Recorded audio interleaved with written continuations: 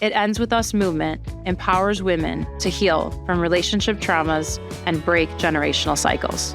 We aim to create an ongoing platform for education, collaboration, and awareness, uniting industry experts and other nonprofits to support communities affected by emotional abuse and domestic violence. Together, we are creating a movement where women support women, where we learn to recognize our worth, and where we commit to ensuring that the traumas we experienced stop with us. We are stronger together, and together we can end these cycles.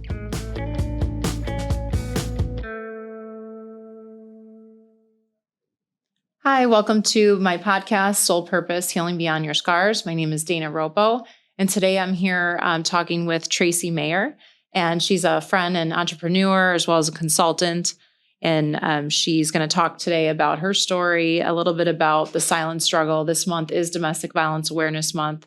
We're going to talk about how we collaborate as well to help women and help others talk about, be open and be able to talk about domestic violence. And then also looking forward, what does our future look like, and how we're working together to really help people and really just really bring a safe space for people to be able to talk openly about domestic violence. So, hi, Tracey. Hi, Dana. Tracey, I wanted to tell everyone too on how we connected. I feel like everyone meets for a purpose, and sometimes people cross each other's paths just, for a reason. And I was introduced to you by a family friend of mine, and she said, you have to meet Tracey. She's really involved in what you're trying to do. You guys share the same mission of just trying to create a space for the everyday woman. And that's, what I want to talk about today is really how important it is to educate society and people out there what other nonprofits help with domestic violence, but also other things that like the everyday woman should be able to talk about and just bring more awareness to that.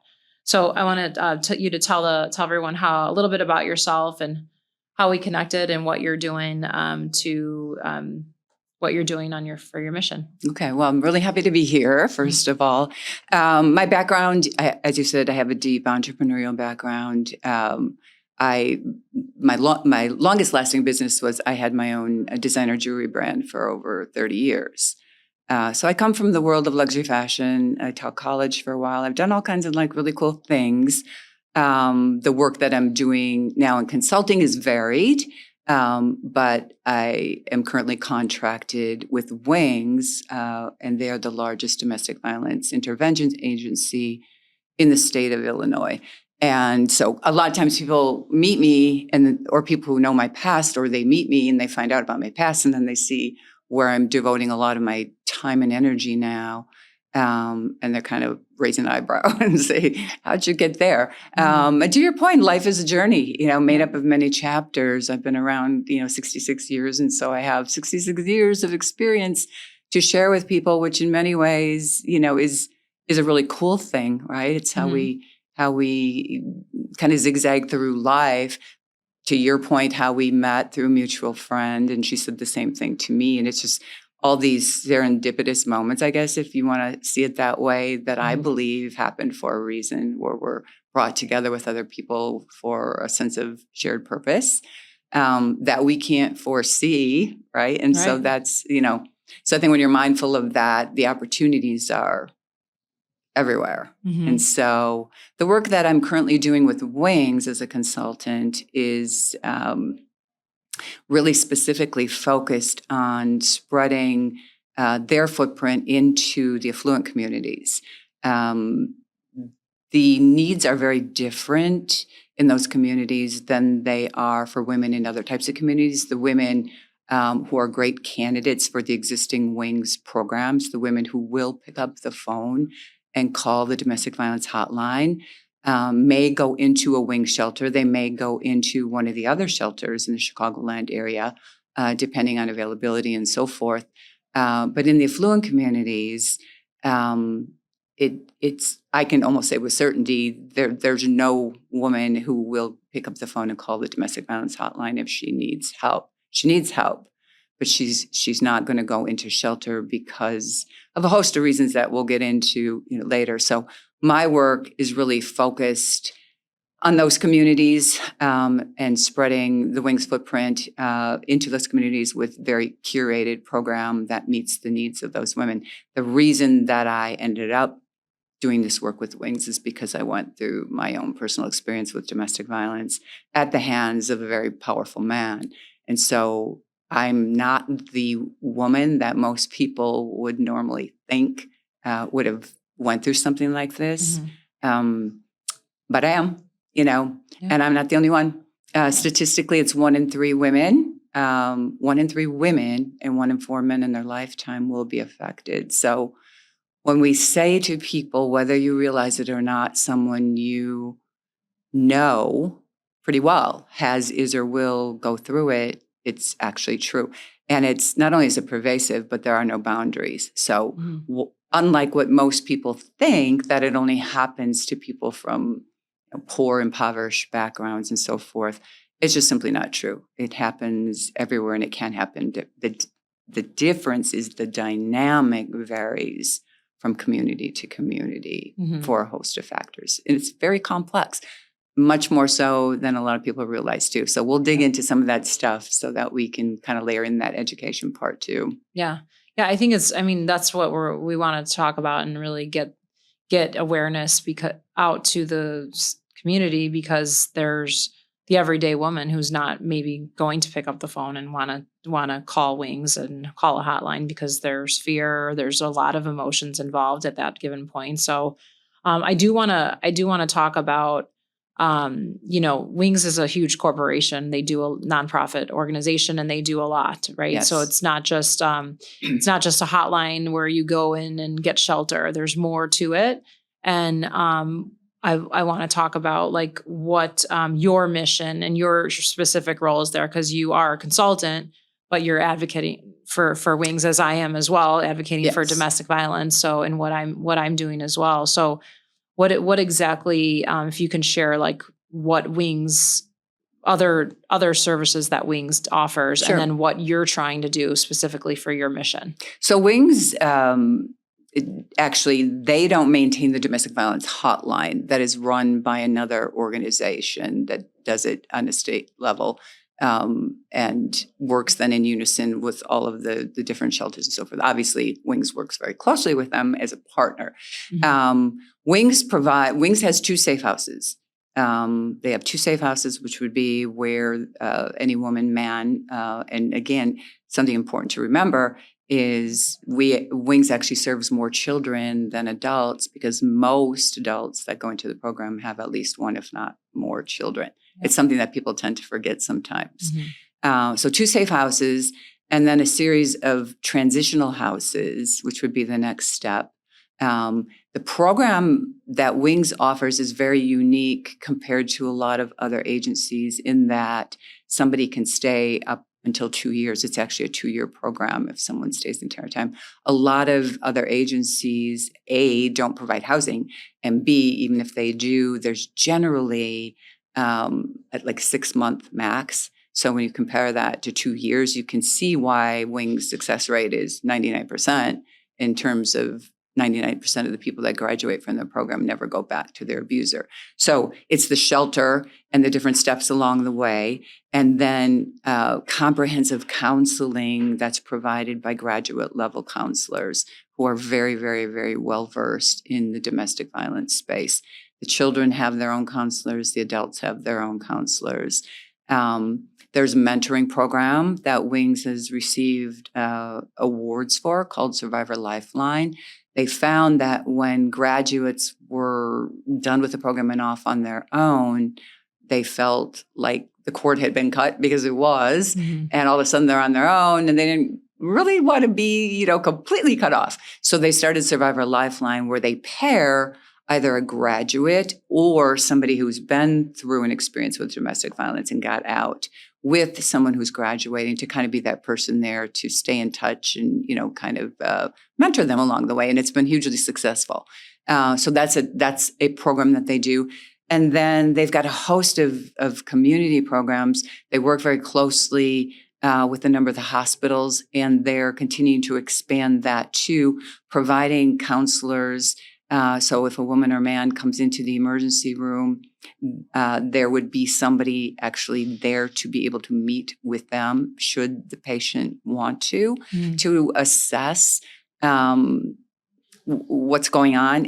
When you're in those moments as the victim, because of the fear more than anything at that point, in most cases, people go back to their abuser, or at least it takes multiple visits to the hospital. Multiple visits to the hospital. On average, they say 7, before a woman or a man makes that final decision to leave. So to be able to intervene at that point and do like a very in-depth assessment, in addition to just kind of being that person that's there, is super important.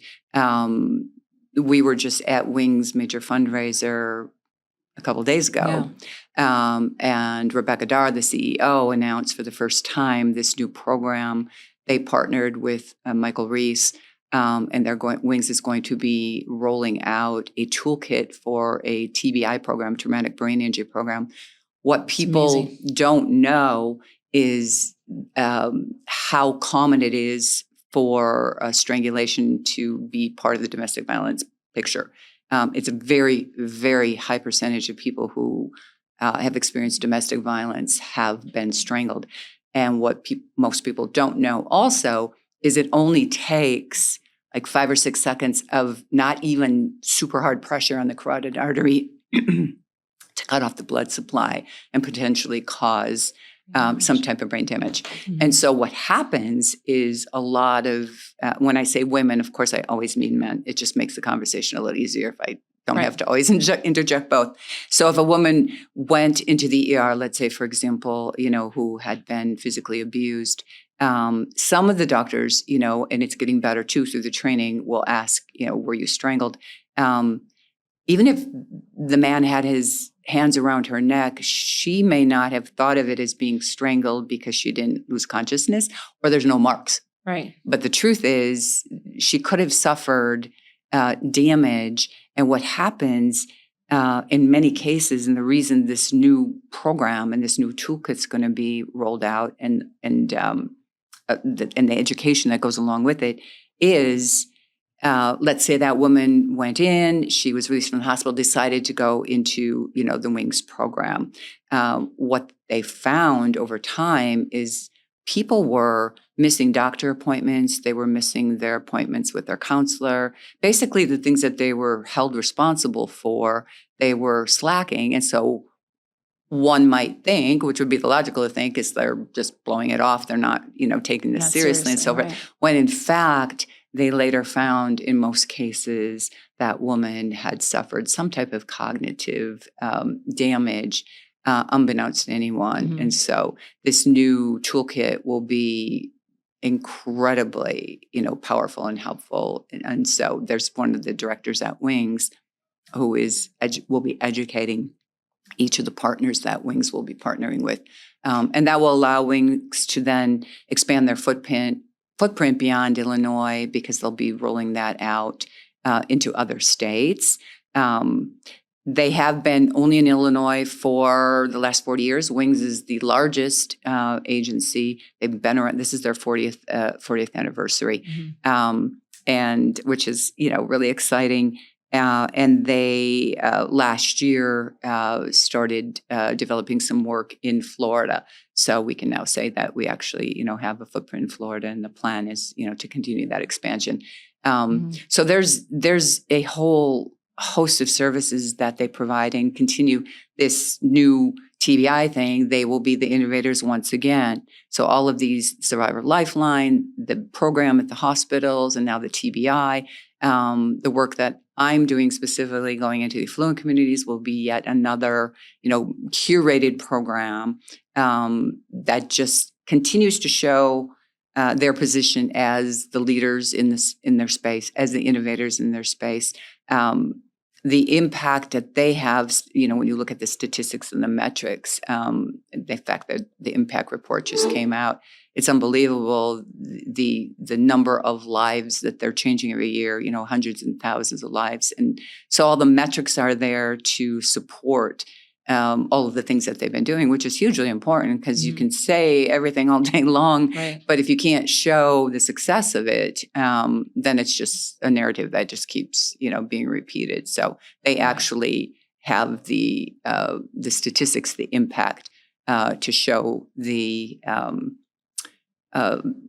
result of all of the hard work that they've worked on and will continue to do. So although, I work, with the development team there and the marketing team, because those are all components of, the things that I'm doing. In being a creative and being an entrepreneur, I'm always going in a million different directions because I can't help it. Yeah. But my laser focus is on this new program that, I've been over the last 2 years studying and meeting with people to find out very specifically what the greatest needs are in the affluent communities, how we can provide the greatest service and building relationships with other agencies, with other nonprofits, as well as curating a list of donors, curating a list of other people who want to work. We're building an advisory council made up of people that bring different disciplines who are willing to offer their expertise. And then I'm also building a very nice group of people who are willing to give pro bono services. We'll be providing counseling, of course, will be, huge. Legal is, really important. We'll be able to provide financial advice, real estate, workforce development. It's not unusual in many affluent communities for women to give up their career when they get married and focus on raising their kids. Right. And then they're faced with this point in their life where if they make the decision to leave an abusive relationship, marriage, they have to go back to work and they haven't worked in a long time. So we're trying to find all those specific areas of need. And there's a lot of very generous, very knowledgeable people with different disciplines of expertise who are willing to give some of their time on a pro bono basis, which will allow us to do even more work and to do it faster. So that's my work because, and it's kind of crazy because Wings has been around for 40 years, but yet most people, when you get, they're more well known in, certain parts of Chicago, but in other areas, people don't know who they are or what they think, because Wings also has 3 resale stores. They have 3 very successful resale stores, one in Niles, one in Schaumburg, and one in Arlington Heights. And they take pretty much anything. And they generate a lot of revenue out of those stores that goes directly to support their programming. Most people, if they think, oh, Wings, I know Wings, I've seen your sign, you have the resale stores. That's what they think. Oh, you work at the store. They'll say to me, they'll say to Rebecca, the CEO of Wings, which is a $20 million operating budget, oh, you work at the because so we have a tremendous amount of educating and awareness building to do. So I layer that into everything I do because the tricky thing about domestic violence is, as a society, somewhere along the line, we decided it's a dirty and icky subject, right? So we're not going to talk about it. Right. And so there are many, many survivors. We know that just based on the statistics, 1 in 3 women, right? Right. But the vast majority of them live in silence for a host of reasons. So we don't know who they are, right? So the only way that we're going to be able to maybe provide, whether they need help or assistance or just that feeling of, wow, I'm not alone, or I finally found a group, or whatever it might be, or it could be a donor, it could be that person who's looking for that thing that they want to, give their money to. We got to let them know Wings exists, right? Because we may never find them otherwise because we don't know what they've been through because they're not talking about it. So it's tricky. And in order to make that better, we've got to keep finding ways to bring people together. Now, I can say with 100% certainty, if I just go out and say, hey, people, do you want to come and listen to me talk about domestic violence? Not one person is going to show up. Right. I'll be sitting there by myself. Right. And I probably wouldn't do it either if I was out there. But Right. we can curate beautiful events Mm-hmm. that are joyous and beautiful and find ways to bring people together based on their interests. Mm-hmm. They know why they're coming. They're coming to, raise money and to learn more about this, but we're doing it in a way that adds pleasure and joy because this is such a tough subject. And then we have that opportunity Mm-hmm. to educate and to erase the misinformation. Most people, when they hear the word domestic violence, if they have a thought on what it is, they think, oh, that's when you get physically beat, right? And although physical abuse is definitely one form of abuse, Mm-hmm. there are many other forms too. There's emotional abuse. The emotional psychological abuse is incredibly damaging, Yes. but you can't see it. That's also traumatic to the brain too. Very traumatic to the Yeah. brain. There's financial abuse, which 99% of the time, 99% of the time, straight across the board, there is financial abuse in domestic violence situations. 99% of the time.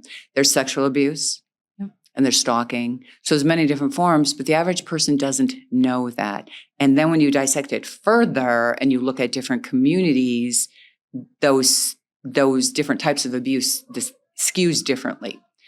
We don't find nearly as much physical abuse in affluent communities because it's the one type of abuse that is evidence. Mm-hmm. Right. Right. So it's hidden. So, but yet in other communities, it's very, very, very common. So we talk about these things because it's important for people to understand.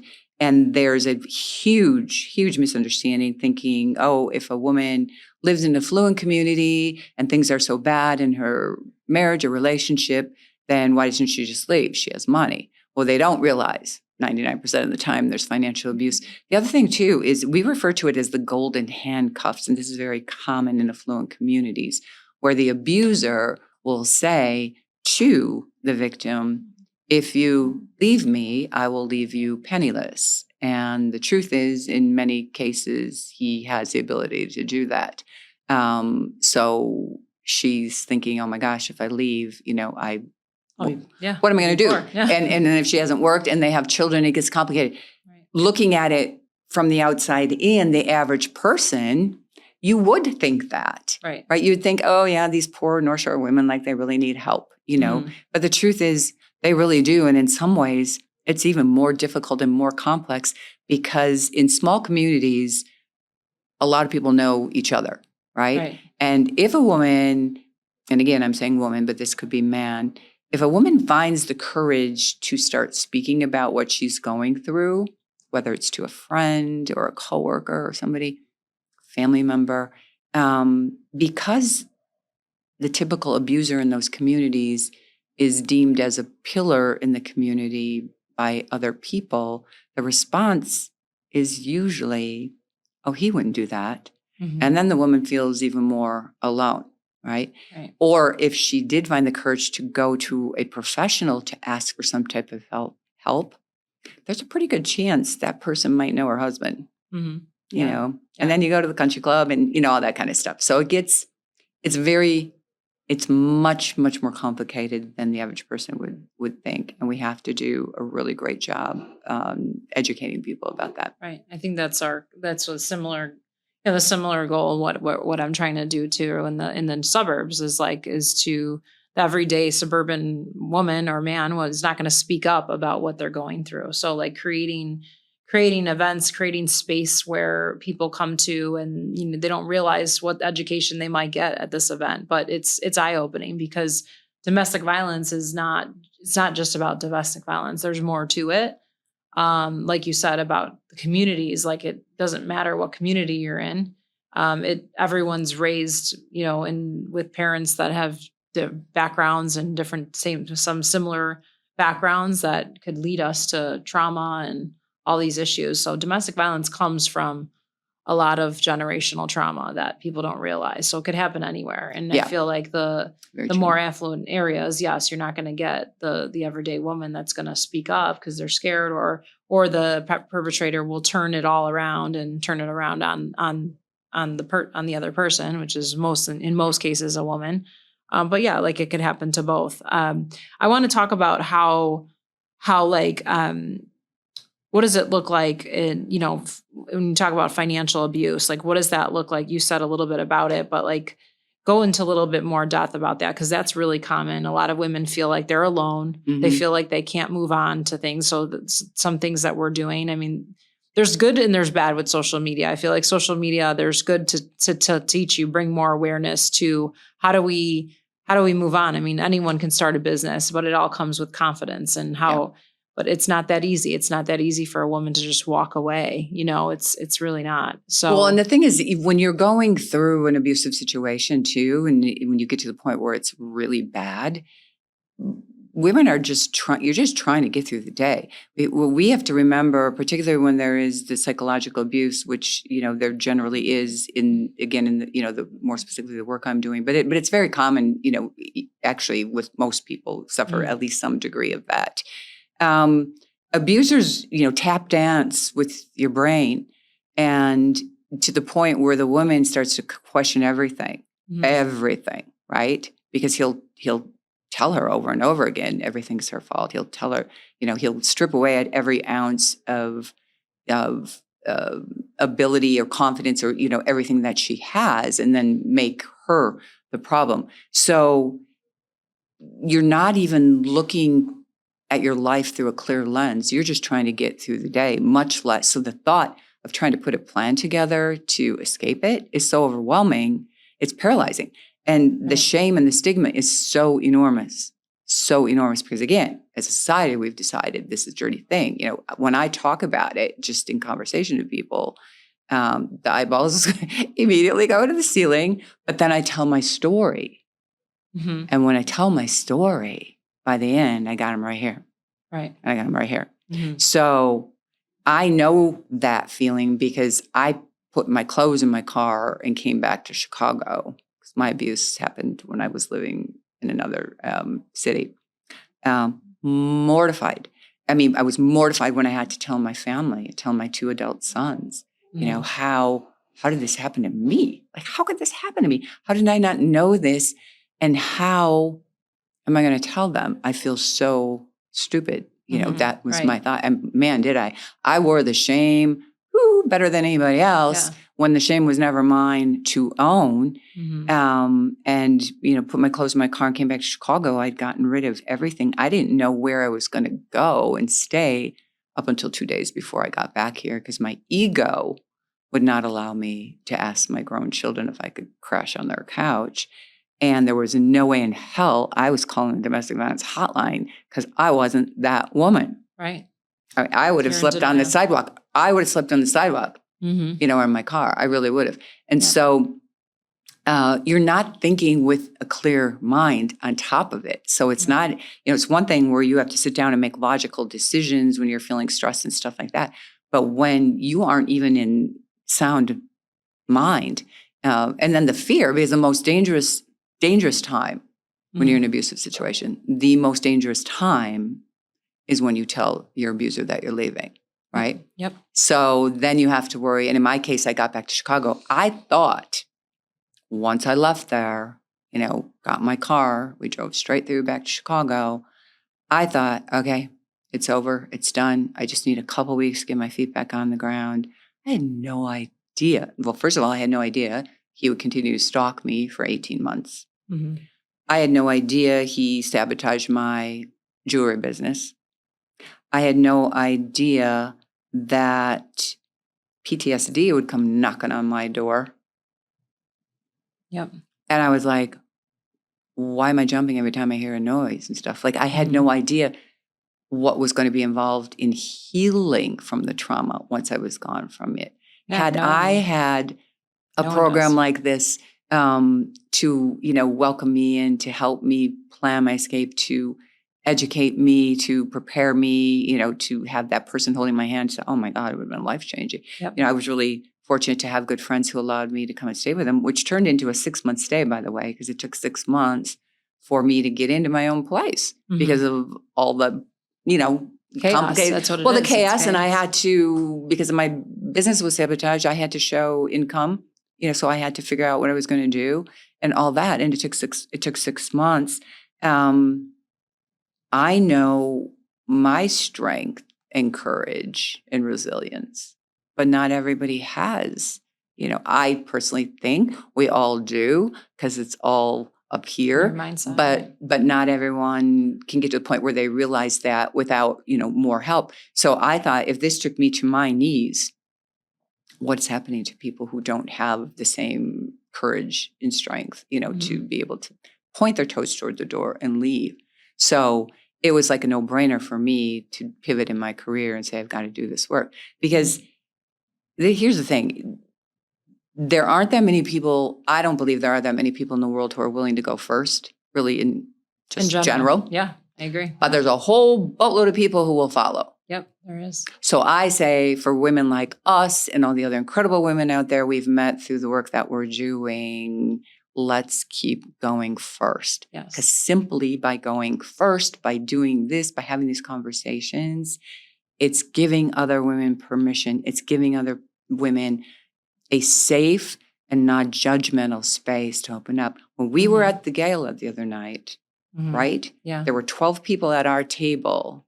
There were 1, 2, 3, 4, 5 of the women at that table are survivors. Yeah. One of them I met who was sitting next to me. There was 4 men. So, and there were 4 men. So yeah. there you go. Right. And so one of the women doesn't talk about it. One of the woman sitting to my right, who we all met for the first time that night, turned out, I knew you and I knew the other woman who was sitting between the two of us. But just, there you go. That room had 700 people in it. So statistically, we know over 200 of the women in that room, that night, assuming it was men-women balance, which it probably was pretty even, but let's just say, right. 700 people. I mean, that's shocking, right? And so every time there's an opportunity to bring people together, like we were saying before, and share stories of success, having people who've gotten through it, whether they're graduate from the program or somebody else,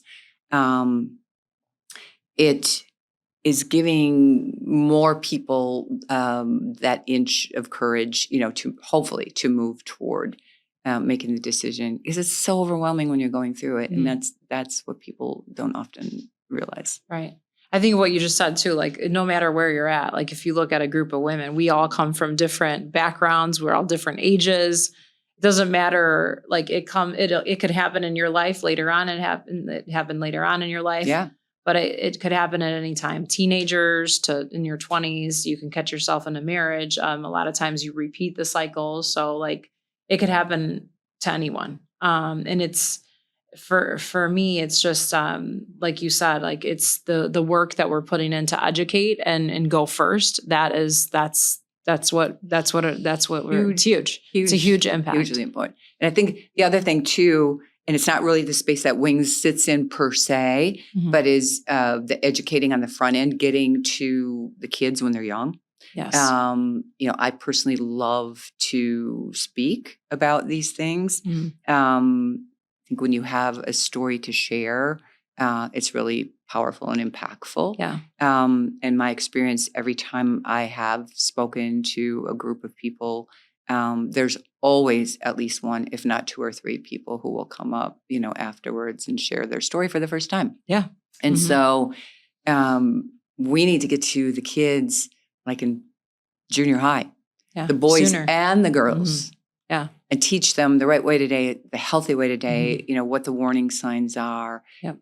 Because it is repetitive. If a child comes from whatever a child's exposed to, whatever becomes their normal, unless they're taught otherwise. So there's a huge amount, and there are nonprofits. There are several incredible nonprofits. That is their lane. They go out to the schools and they go to colleges and they just educate and speak about dating, intimate partner violence and, those things. And they educate, which is, super, super, super important. As successful as Wings is, what we want to do is eradicate, domestic violence. So we want to get to a point where those shelters are empty. Why put somebody through that program?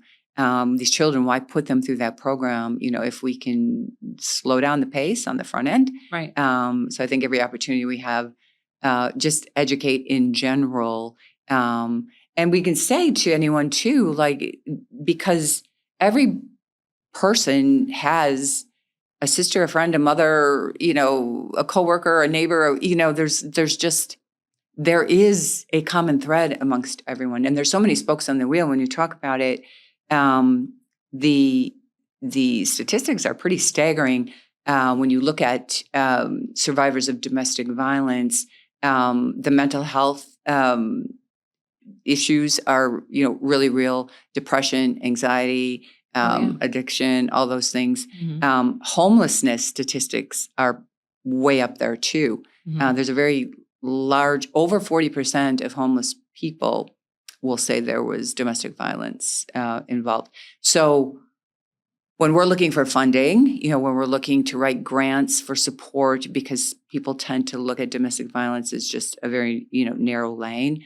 So much I always say, there's many spokes on that wheel, all the things that are really related, the common threads. Mm-hmm. And so another thing that I want to do more of is not only partnering with other nonprofits that raise money to give back to other causes, or other ones that are doing, sitting in a separate space, but broadening that and finding ones where we have something in common, whether it's mental health, whether it's homelessness, whatever that might be, and say, let's join forces, because then we have double the manpower, we have double the brain power, we have double the reach. Mm-hmm. So why not do it together? Let's raise money together. Let's raise awareness together, and educate along the way, because it's not a narrow lane. There's so many parts of a person's life that are affected. When you talk about, you were asking more about the financial abuse and what that looks like. I mean, men will literally hide the money. I mean, they hide it, or they'll put the women on a very minimal allowance. But the most common thing is they hide the money. So then we have to get a private investigator involved, to try and track it down. She may ultimately get money, which in most cases, hopefully they do once the divorce is said and all that, but it could take years. But in the moment of needing to leave, it's quite common to not have access to that money. I know in my case, he started wanting then to control the money. He loved that I was working, wanted to invest in my business, which I said, no, thank you.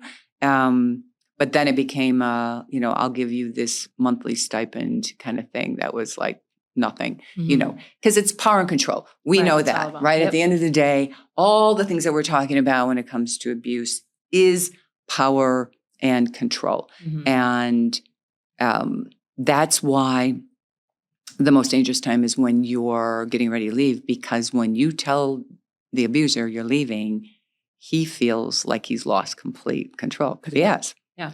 And that's why and it oftentimes can be fatal. So that's another strategy that has to be very carefully planned out, right? Just for your own safety.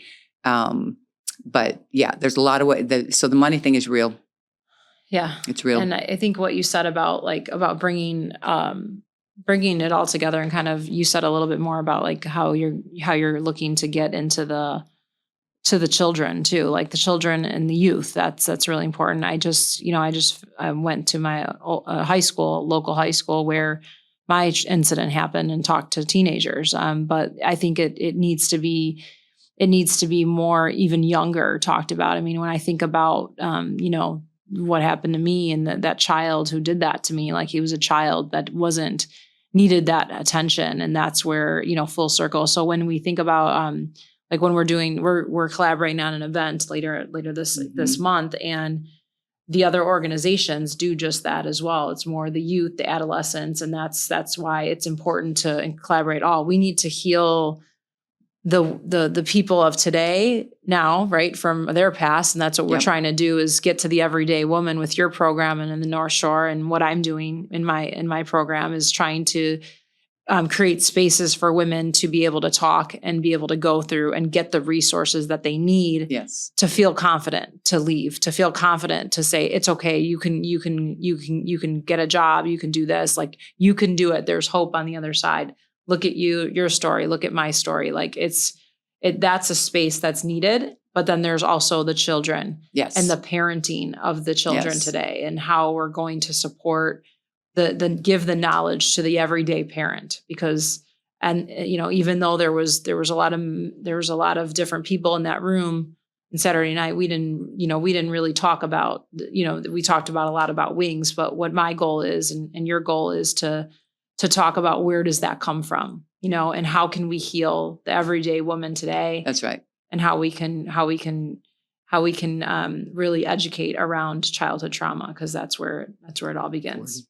And even more so now, because social media is so damaging for these young kids. I mean, it really is. Right. There are these unrealistic expectations that are painted out there, not for just them, but for us too. When you talk about confidence, like me being 66, I see so many women over the age of 60 who have lost so much of their self-confidence. And I'm not speaking about, specifically because of abuse or whatever. I'm just saying as a woman, because the world is out there screaming at us, you have to look this way, you have to be this way.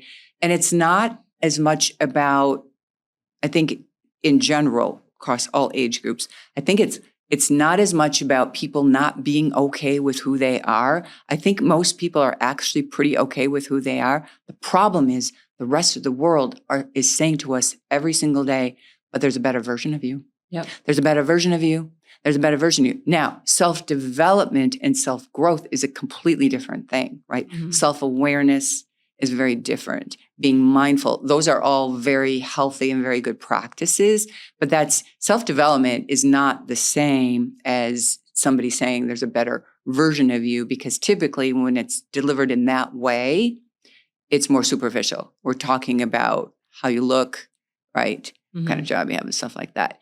And so I just was listening to a podcast the other day, 80% of, 20% of the content on social media, they were saying, is driven by bots, right? And 80% of our content is being delivered by 20% of the people. It's kind of that old notion of whoever makes the loudest noise, gets heard the most, right? Yeah. So, and because we know it's all AI driven, and so they're populating the things that they think we want to hear and see and stuff like that, right?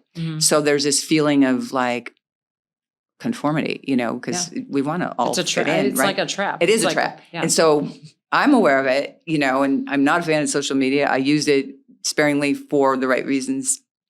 But these kids don't know that. And they, more than ever when you're young, you want to fit in. It's hard to find your own voice. It's hard to find your own voice when you're an adult, much less a child in today's world. And the truth is, huge amount of time, adults and children, we're agreeing with things that we don't really agree with. Right. And we're doing it because our brain is telling us you want to conform. Too. Yeah. But, it's crazy. Yeah. So, it is.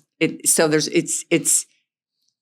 a lot of layers to peel off. But yes, starting young and getting to these kids, particularly the ones who may have been exposed, to something already, and finding ways, to heal. And from, like, in terms of abuse, again, because of the shame and the stigma, and so many women feeling like it was their fault, because we're always told, right, it's your fault. If you weren't so stupid, that wouldn't have happened, and so on and so forth.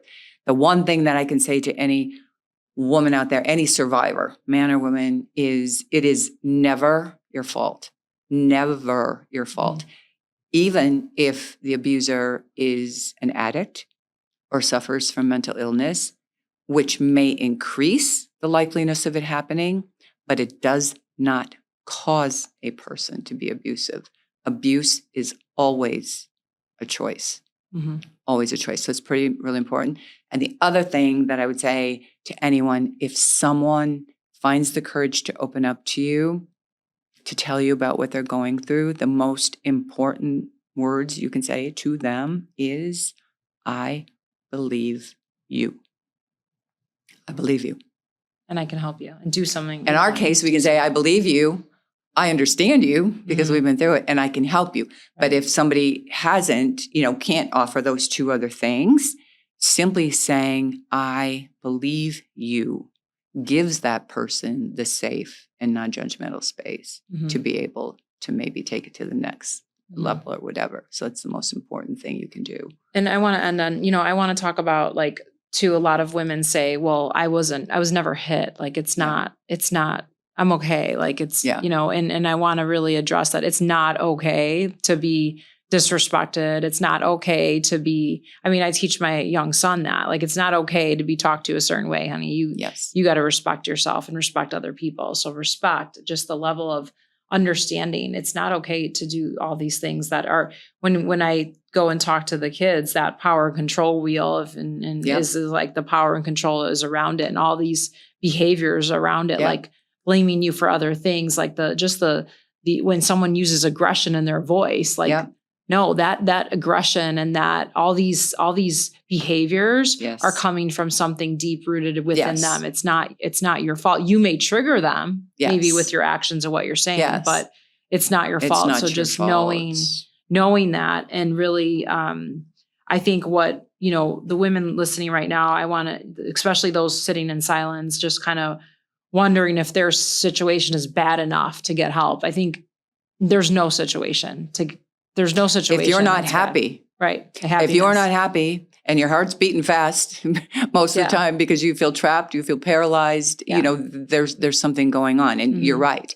Again, circling back to what we said before, the psychological abuse is extremely damaging, can be. But one thing to remember is our self-worth comes from us. It comes from within. Right. Our self-worth is not determined by the rest of the world telling us how worthy we are. It's social media does. Exactly. Right? It's about us telling ourselves, I am worthy. And man, it takes a lot of work, even when you don't go through an experience like this, to really believe it, because there's so much noise in the world telling us otherwise. Right. And so for me, when I went through it and I came back here, I made a promise to myself. I said, I'm not taking a pill. I'm not taking a drink. I'm not going to use, that was just my decision. I'm going to use the power of my mind. Yep. I've always studied neuropsych. I love the mind. I know how powerful it was. It's almost a challenge for myself to say, can I dig deep enough to get myself out of this? And man, I'm telling you, this. There were some really, really dark days, and I didn't know. It scared me because it was the only time I felt like I don't know if I have the tools. But what we can say to the other women out there too, every time you go through some type of bad situation, just in general, every time you hit the brick wall and you get back up, because confidence, we're not born with confidence. A 2-year-old little kid doesn't run around going, man, I am so confident. Isn't this cool? Confidence is born from falling down and learning how to get back up. So you have to do it to build confidence. Every time you do it successfully, you have another tool in your tool belt, another tool in your tool belt, another tool in your tool belt. You get to that point in your life where you've had enough experiences, good and bad, where you say, like you and I now can look at the world and go, I got the tool for this. Man, I got it. Bring it on, baby. Because and that is, you want to talk about empowering. Yeah. That is the most empowering feeling a woman could have, is knowing she's got it. Right. And I promise you, we have and own more strength than people realize. The power of our minds is so incredible. Is the work easy? Is it going to be easy? Is it easy to leave? Absolutely not. No. Is the process going to be easy? Is the back end going to be easy? No. Are you going to have to give up a lot of stuff in your life? It's very possible, but you can do it. Yeah.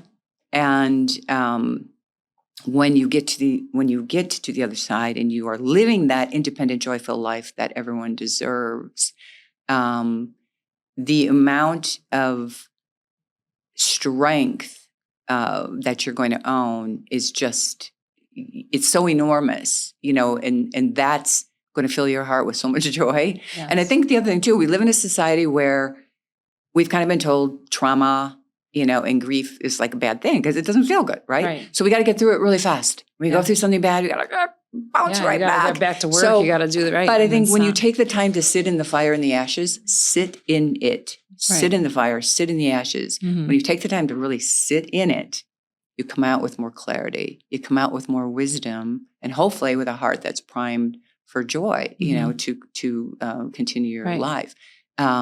So yes, it's possible. The end result is better than sitting in the darkness for the rest of your life. Yeah, we have one life, right? In silence, to suffer in silence is, and if you have children, you don't think about the life that you want for your kids, right? There are enough of us out here to help you.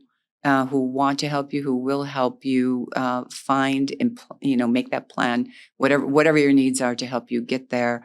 And we're living lives now that are the great, and it's what a lesson for our own children. That's how I see it. It's like, wow, what a lesson. Every card I get from my kids, and my boys are 35 and 32. Mom,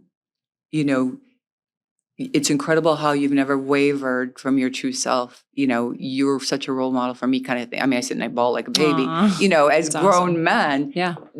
But they see it. They see it. Right. They see it. They see it. They see it. Kids see everything too. It, right? Yeah. And then they're going to model that behavior themselves. So it's the most beautiful thing that can happen organically, right? Yeah. A lot of people don't want to leave because of the kids, and it's hard. But life is hard. Life is hard. Life is difficult. Yes. As I say that every day. Life is difficult. It's about how we choose to show up every day that matters. Exactly. Right. Well, Tracey, I want to thank you. I want to talk to just tell everyone about our event coming up and what that looks like, and all the events that you have. Where can people find, what you're doing in the North Shore? Like, how can people find you? But really what our event's going to do is to bring more awareness and education. It's a fundraiser to help different organizations, your program that you're doing in the North Shore. And that's my goal, is to utilize my story too, to bring other awareness to the communities, to say, hey, this is going on in the North Shore. This is what Tracey's doing with Wings. This is what Metropolitan Family Shelter is doing here in the suburbs. This is what the Youth Services Shelter is doing. Like every program that we're supporting with this event is to bring awareness to the community. Look at what's out here. Look at what these nonprofits are doing. And we're going to bring more awareness so that way you can help somebody that you encounter. And you know what? Maybe it'll shed more light too. Absolutely. On the parents that, the adults too, that think, oh, everything's okay and my children are okay. But think about what your children are seeing and watching every day. And I feel like, again, a big thing is that trying to be someone that you're not, and that really affects them and their self-confidence. And that's where it all stems from too. And I can't thank you enough for doing all that you're doing, and for, recognizing Wings with your upcoming gala. And yes, to your point, what we want to do is we just want to raise an eyebrow. We want to feed them just enough to raise an eyebrow, right? Yeah. Like just enough to be like, huh? Yep. Because then they will want to know more, tell me more, whatever. As far as, anybody who wants to know more information, they can either reach out to you and you can put them in direct contact with me. Wingsprogram.com is the website. If anybody goes on there, they can contact the Wings main office if they're specifically interested in learning more about the initiative I'm working on. Then Wings staff can put them in touch with me. There's other ways that people can volunteer too, and all of that's on the website, but I'd be more than happy to speak to anyone who wants to get involved in some way with the specific work that I'm doing. And thank you. Thanks so much. Yeah. Well, it's amazing work, Tracey. And I feel like we have similar missions, and we're here for a purpose. And our purpose is to use what we went through and make that more powerful, and let other people shed the awareness so other people can, shed some light on them so they can change their lives for the better too. Yep. So onward and upward. Thank you. And thank you, Tracey. And we look forward to our upcoming event coming up, and also this podcast here to shed some light. And even if, a few people listen, it's just really important to get the education awareness, to see what the communities are doing out there to help others and help with not only domestic violence, mental health as well. And thank you for joining, and we'll see you next time.